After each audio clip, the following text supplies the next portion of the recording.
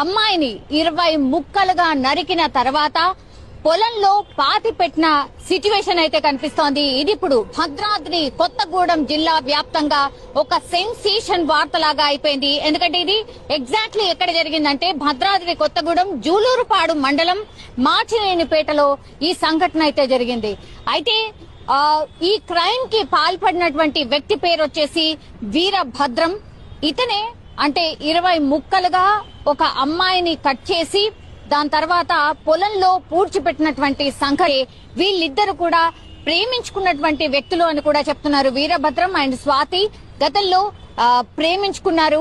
And వాళ్ళిద్దరు కూడా ఏం చేశారు అంటే యాక్చువల్లీ ఈ క్రైమ్ జరగడానికి రీజన్ ఏంటి అంటే సింగరేణికి సంబంధించిన ఉద్యోగాలు ఇప్పిస్తామంటూ ఈ వీరభద్రం అండ్ ఈ అమ్మాయి ఎవరైతే స్వాతి చనిపోయిందో వీళ్ళిద్దరు కూడా కొంతమందిని ట్రాప్ చేసి వాళ్లకు నమ్మించి మీకు సింగరేణిలో ఉద్యోగం ఇప్పిస్తామంటూ కొంతమంది దగ్గర డబ్బులైతే వసూలు చేశారు అన్నటువంటి ఇన్ఫర్మేషన్ అయితే అందుతోంది.